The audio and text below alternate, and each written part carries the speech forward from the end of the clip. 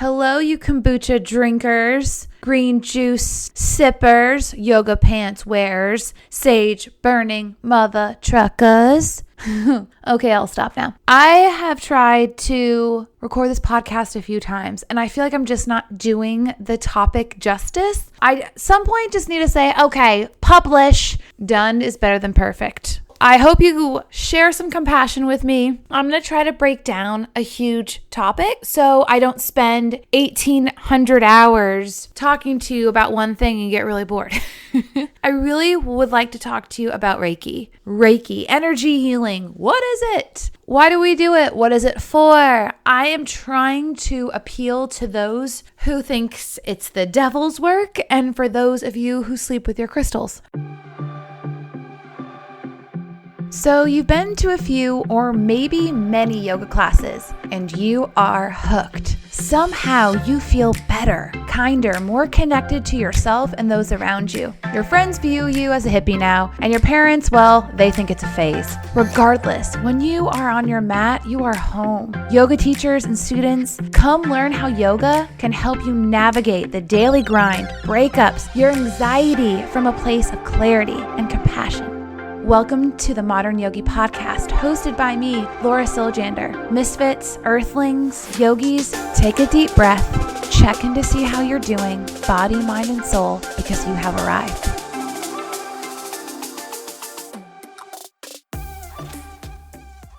Reiki. I was seriously opposed to Reiki. I did not believe in it. I thought it was so silly. I knew a bunch of people who did it and I loved them, but I was like, I just don't really get it.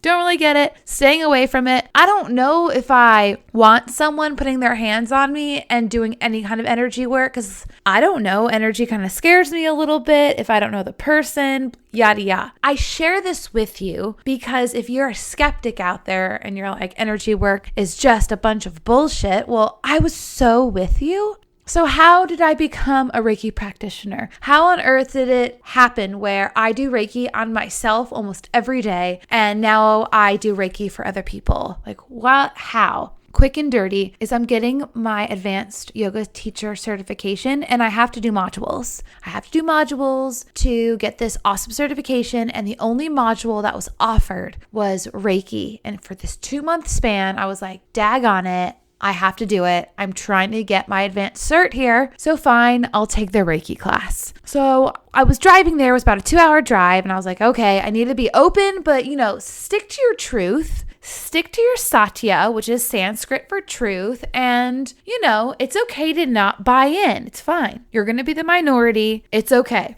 So the first night I sit down, there's this circle of trust, talking stick. Okay, there wasn't a talking stick, but I wish there was.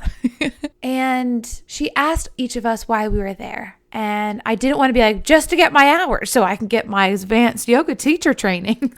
I honestly said to her, I said, Erica, I don't really know if I believe in Reiki and I'm a little bit of a skeptic. And thank God she didn't just throw something at me.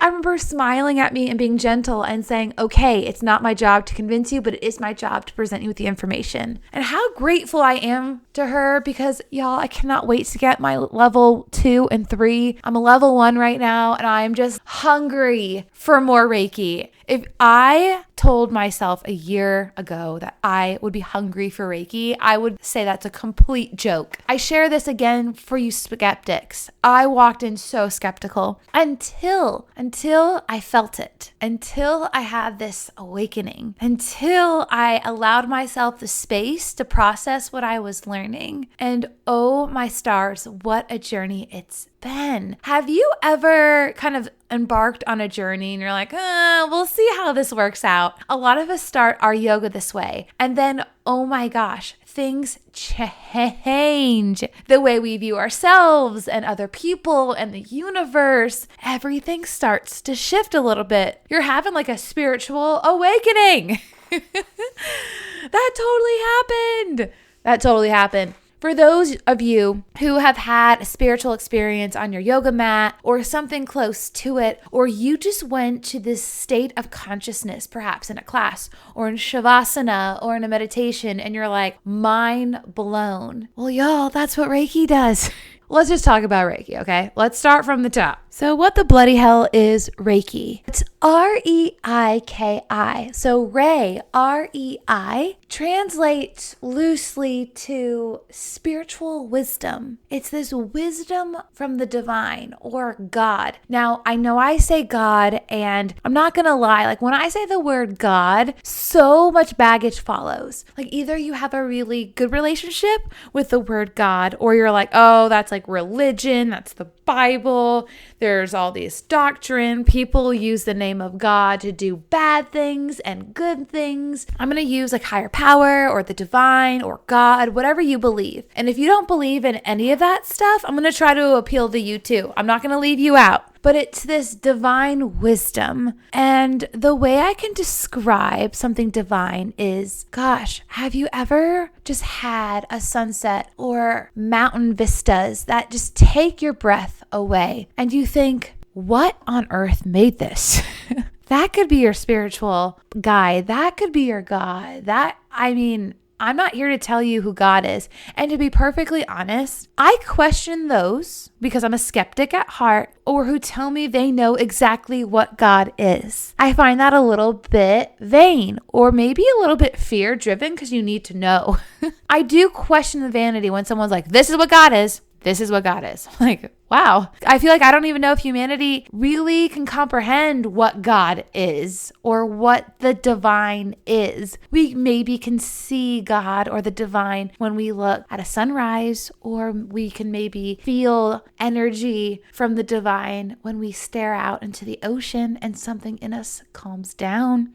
So it's this wisdom that's Rei. And the last part, Ki, is energy, or like Chi in Chinese, or prana in Sanskrit in yoga. What is energy exactly? Now, this is a very big topic, and I'm trying to keep it concise. If you want a whole episode on what energy is, well, I've got a lot to teach on this. So if that's what you want, reach out to me on Instagram or my website. It's laurasiljander.com, and let me know if you want that, because I could do a whole episode and teach all the stuff in the brain.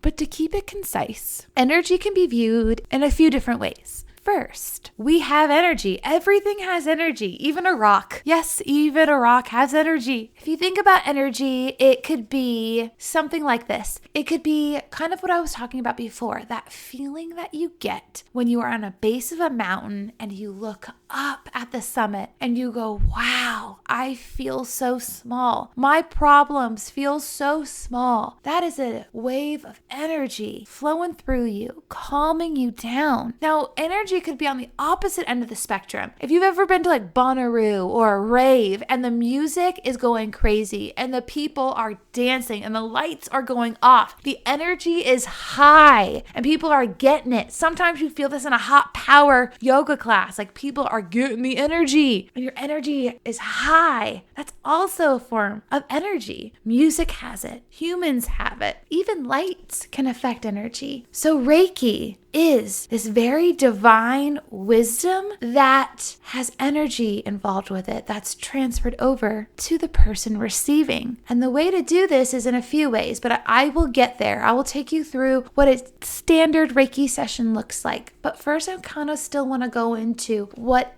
is this? It's a big topic. Humans have energy, and sometimes this energy gets blocked, or sometimes there's an excessive amount of energy. So have you ever walked into a room and you feel the energy of the room and it's off? You're like, there's some bad vibes in here and you just want to leave. Well, that's energy. Or maybe you feel someone's energy and it's joyful and it's nurturing and it's like a dog and you're like, oh, that's energy too. That's an energy exchange. And we do this all day long. We exchange energy with people, with things, for better or for worse. That's also why sometimes when we get around certain people, our sisters or someone we've known for a long time, we almost like resort back into a younger version of ourselves. I think that is that energy exchange that we're feeding off one another. Or if you've heard someone get interviewed and they're just like feeding off of each other and the energy keeps getting higher and higher and higher, that's energy exchange, and we're doing it all day long. So we have energy within us, but also around us. I kind of like to think I have like a circle of energy around me, and if anyone comes about 2 feet close to me, they probably feel me. And the more I want to say you practice energy work, the more Reiki that you have done on you, the more yoga you actually practice, the more in tune you become with energy, because it's such a spiritual process. I mean, if you even think about yoga, people come to yoga typically to practice the postures, get flexible, get, ripped, whatever. But you'll keep going back and you'll notice that it becomes a little bit less of a workout and it becomes more of a work in. Energy's flowing there.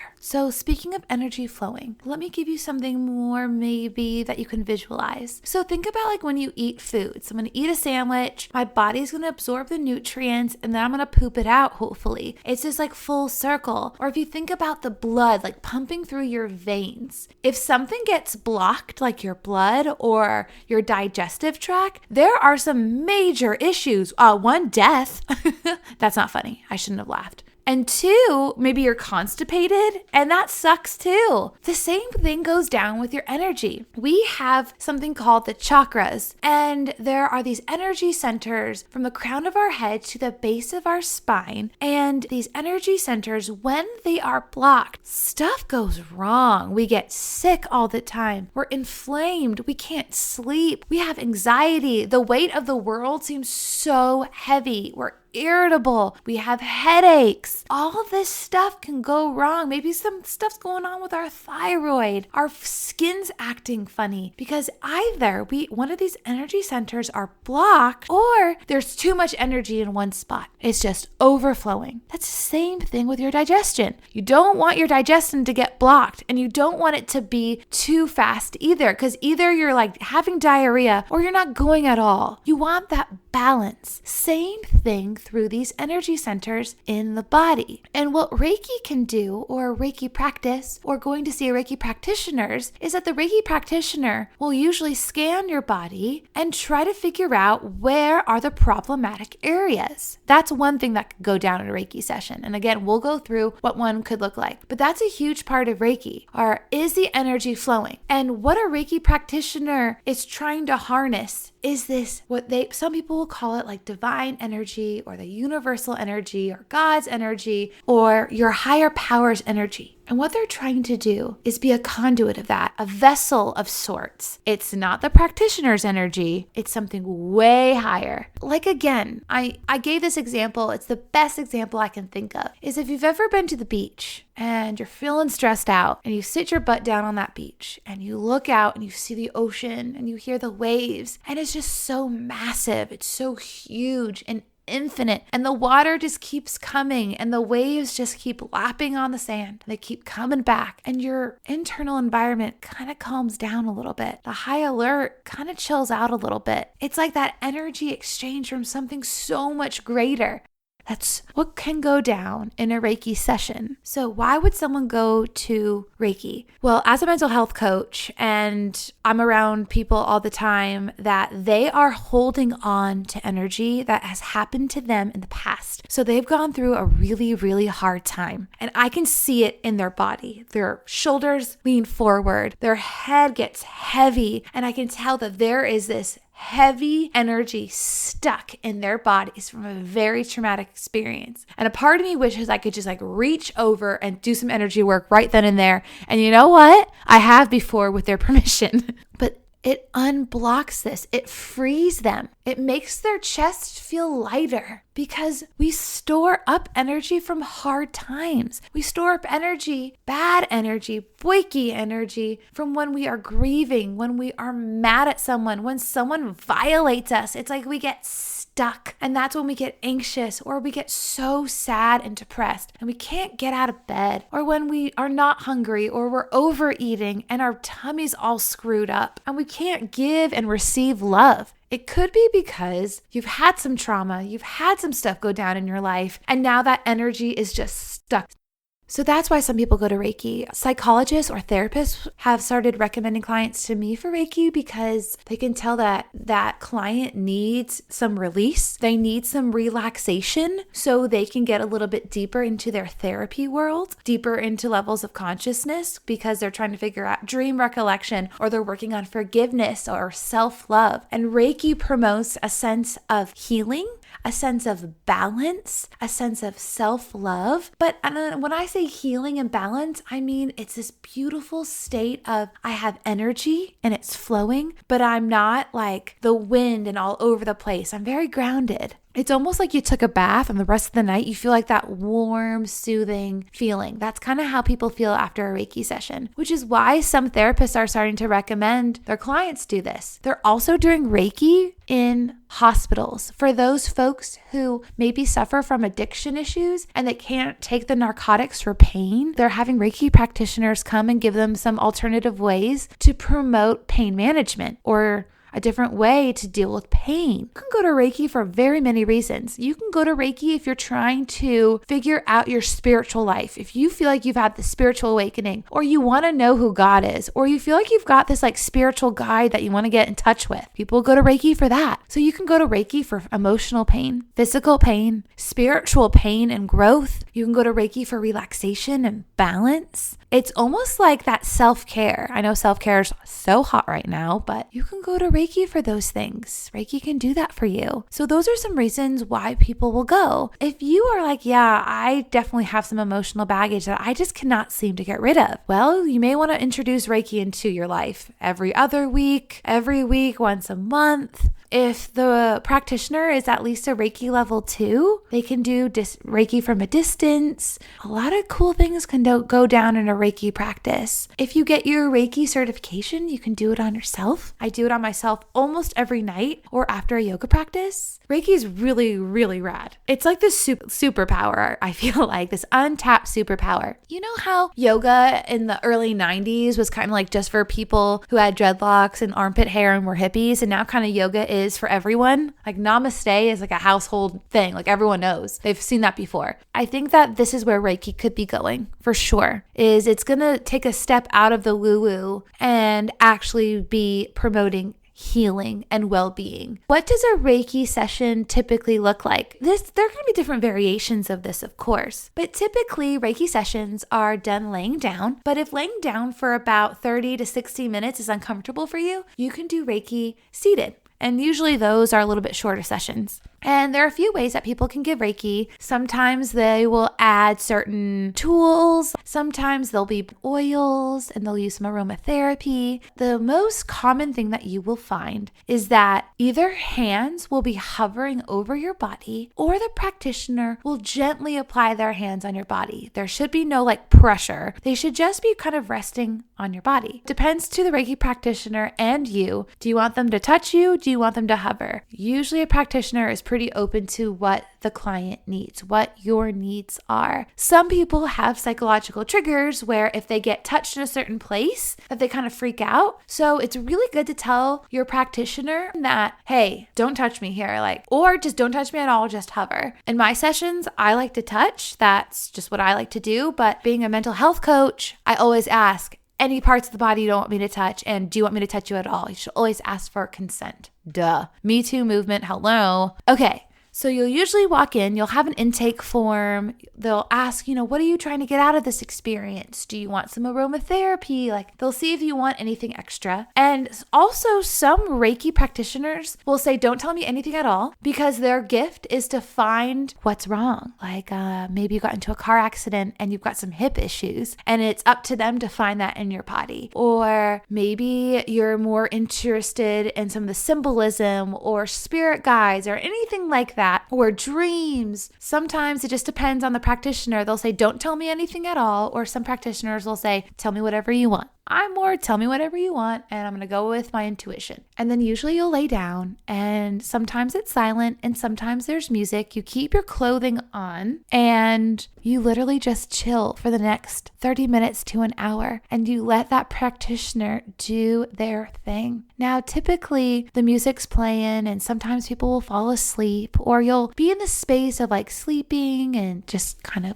calm and chill, and you just let the Reiki practitioner do their thing. Usually there's something over your eyes just to keep you kind of grounded, and there's not supposed to be a lot of talking. However, sometimes there is, and that's kind of how it usually goes down. If anything, typically you walk away from a Reiki session feeling super relaxed. If you're trying to find a different way to self-heal and self-care yourself, give Reiki a try. Okay, that was the quick and dirty on Reiki. I'm going to talk more about energy and the chakras in later episodes. I even am creating a little chakra freebie if anybody wants that. I want to give you a really nice chart that kind of runs down what the chakras are, colors, what part of the body. Remember how I was talking about those energy centers from the crown of the head all the way down the spine, and hopefully balance and energy is going on in there. If there's not, something kind of feels off. That's coming your way. That's coming down the pipeline. I'm also trying to get a really good friend on here to talk to us more about Reiki. She's been doing this a really long time. So y'all know that I usually don't do a lot of episodes where I interview folks, but she'll be worth it. She'll be so good. And if you're interested more on Reiki, or if you're interested in receiving it, you can get Reiki from a distance.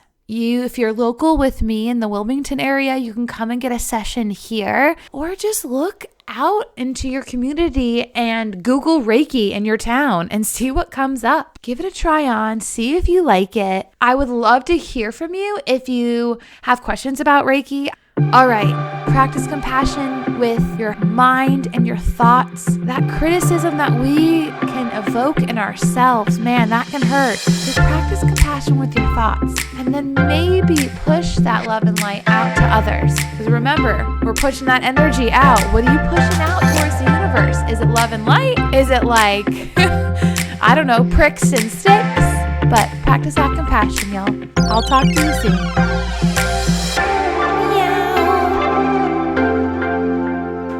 Oh, you're still here. I say this during every episode at the end. If you want more information, you can follow me on the gram.